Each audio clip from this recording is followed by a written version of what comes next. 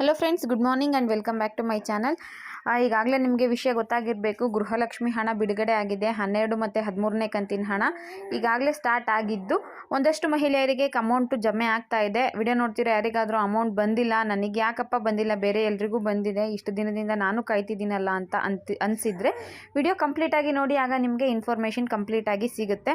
ಇನ್ನು ಕರ್ನಾಟಕ ಸರ್ಕಾರದ ಗ್ಯಾರಂಟಿ ಯೋಜನೆಗಳಲ್ಲಿ ಅತ್ಯಂತ ಮಹತ್ವಪೂರ್ಣ ಯೋಜನೆ ನಮ್ಮ ಗೃಹಲಕ್ಷ್ಮಿ ಯೋಜನೆ. ಪ್ರತಿ ಯಜಮಾನಿಗೆ 2,000 ರೂಪಾಯಿ ಹಣ ಬರಬೇಕಾಗಿತ್ತು. ಈಗ 11 ತಿಂಗಳದು ಕಂಪ್ಲೀಟ್ ಆಗಿ ಎಲ್ಲ ಮಹಿಳೆಯರ ಖಾತೆಗೆ ಹಣ ಜಮೆ ಆಗಿತ್ತು. ಅದರಲ್ಲೂ ಕೂಡ 80,000 ಮಹಿಳೆಯರಿಗೆ ಪೆಂಡಿಂಗ್ ಇದೆ ಅಂತ ನಮ್ಮ ಲಕ್ಷ್ಮಿ ಹೆಬ್ಬಾಳ್ಕರ್ ಮೇಡಮ್ ಹೇಳಿದರು.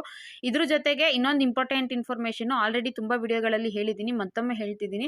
80,000 ಮಹಿಳೆಯರಿಗೆ ಲಕ್ಷ್ಮಿ ಹೆಬ್ಬಾಳ್ಕರ್ ಮೇಡಮ್ ಅವರು ನಾನು ಬಿಡುಗಡೆ ಮಾಡಿದ್ದೀನಿ, ಎಲ್ರಿಗೂ ತಲುಪಿದೆ ಅಂತ ಹೇಳ್ತಿದ್ರು. ಬಹಳಷ್ಟು ಜನ ನಮಗೆ ಹಣ ಬಂದಿಲ್ಲ ಅಂತ ತಿಳಿಸಿದ್ರು. ನನ್ನ ಹಿಂದಿನ ವಿಡಿಯೋಗಳಲ್ಲಿ ಹಲವಾರು ಮಹಿಳೆಯರು ಕಮೆಂಟ್ ಮಾಡಿದ್ರು, ಮೇಡಮ್ ನಮಗೆ ಇನ್ನೂ ಅಮೌಂಟು ಬಂದಿಲ್ಲ ಅಂತ. ಅದ್ರ ಬಗ್ಗೆ ಮುಂದೆ ಮಾತಾಡ್ತೀನಿ. ಇದ್ರ ಜೊತೆಗೆ 12 ಮತ್ತು 13ನೇ ಕಂತಿಂದು ಜುಲೈ ಮತ್ತು ಆಗಸ್ಟ್ ಕಂತಿನ ಹಣ ಕೂಡ ಬಿಡುಗಡೆ ಆಗಿರಲಿಲ್ಲ. ಈಗ ಸೆಪ್ಟೆಂಬರಲ್ಲಿ ಇದ್ದೀವಿ, ಆಗಸ್ಟ್ ಬಂದಿಲ್ಲ, ಜುಲೈದು ಬಂದಿಲ್ಲ, 2-3 ತಿಂಗಳು ಹಣ ಪೆಂಡಿಂಗ್ ಇದೆ. ಜೂನ್ ತಿಂಗಳು ಲೆಕ್ಕ ಹಾಕೊಂಡ್ರೆ 3 ತಿಂಗಳು ಹಣ, ಜುಲೈ ಮತ್ತು ಆಗಸ್ಟ್ ಮಾತ್ರ ಲೆಕ್ಕ ಹಾಕೊಂಡ್ರೆ 2 ತಿಂಗಳು ಹಣ, ಇನ್ನು ಸೆಪ್ಟೆಂಬರ್ದು ಲೆಕ್ಕ ಹಾಕೊಂಡ್ರೆ 8,000 ಸರ್ಕಾರದಿಂದ ನಮಗೆ ಹಣ ಬರಬೇಕು. ಇರಲಿ, ಸೆಪ್ಟೆಂಬರ್ದು ಬಂದು ಅಕ್ಟೋಬರಲ್ಲಿ ಹಣ ಬರಬಹುದು, ಅಂದರೆ 1 ತಿಂಗಳದು ಪ್ರತಿ ಸಲ ಕೂಡ ಈ ತಿಂಗಳು ಹಣ ಮುಂದಿನ ತಿಂಗಳಲ್ಲಿ ಬರ್ತಾ ಇತ್ತು. ಸದ್ಯಕ್ಕೆ ನಾವು 3 ತಿಂಗಳು ಹಣ ಲೆಕ್ಕ ಹಾಕೊಳ್ಳೋಣ. ಇನ್ನು ಲಿಂಗತ್ವ ಅಲ್ಪಸಂಖ್ಯಾತರಿಗೆ ಅಪ್ಲಿಕೇಶನ್ ಹಾಕಿ 3 ತಿಂಗಳಾದರೂ ಕೂಡ ಅವ್ರಿಗೂ ಅಮೌಂಟ್ ಕ್ರೆಡಿಟ್ ಆಗಿರಲಿಲ್ಲ. ಇನ್ನು ಲಕ್ಷ್ಮಿ ಹೆಬ್ಬಾಳ್ಕರ್ ಮೇಡಮ್ ಅವರು ಈ ಮಹಿಳೆಯರಿಗೆ ಅಂದರೆ ಹಣ ನಾವು ಯಾವಾಗ ಪಾವತಿ ಮಾಡೋದಕ್ಕೆ ಶುರು ಮಾಡ್ತೀವೋ ಆಗ ಅವ್ರಿಗೂ ಸೇರಿ ಒಟ್ಟು ಅವರಿಗೆ 6,000 ಹಣ ಬರುತ್ತೆ. ಇನ್ನು 2 ಕಂತಿನ ಹಣ ಬರಬೇಕಾಗಿರೋ ಮಹಿಳೆಯರಿಗೆ 4,000 ಹಣನ ನಾವು ಜಮೆ ಮಾಡ್ತೀವಿ ಅಂತ ಹೇಳಿದರು.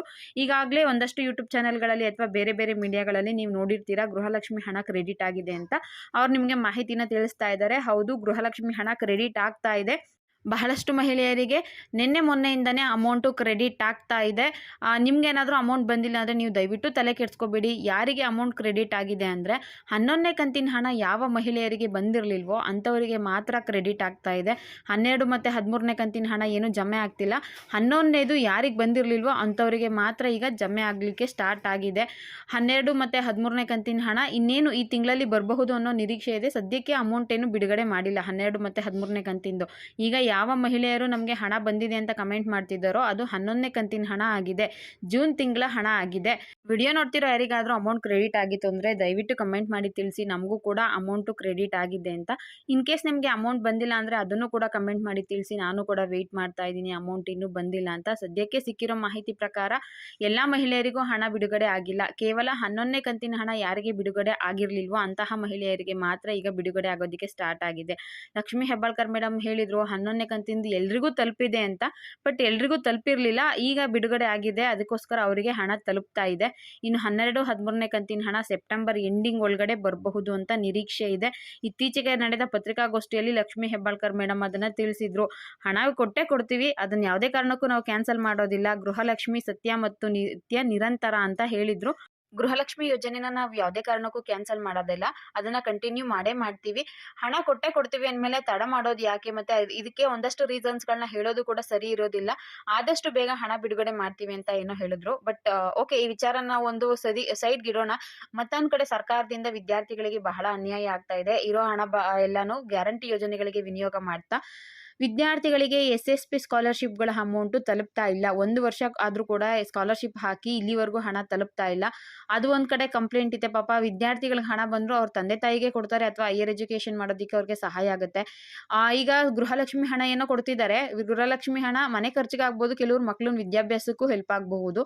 ಅದೇ SSP ಸ್ಕಾಲರ್ಶಿಪ್ಪಲ್ಲಿ ಹಣ ಬಿಡುಗಡೆ ಮಾಡಿದ್ರೆ ಅವ್ರಿಗೆ ಮನೆಗೂ ಹೆಲ್ಪ್ ಆಗುತ್ತೆ, ಮತ್ತು ಅವ್ರಿಗೂ ಕೂಡ ಹೈಯರ್ ಎಜುಕೇಷನ್ ಮಾಡೋದಕ್ಕೆ ಅಥವಾ ಸ್ಕೂಲ್ಗೂ ಬುಕ್ಗಳಿಗೂ ಏನಕ್ಕೂ ಸಹಾಯ ಆಗುತ್ತೆ.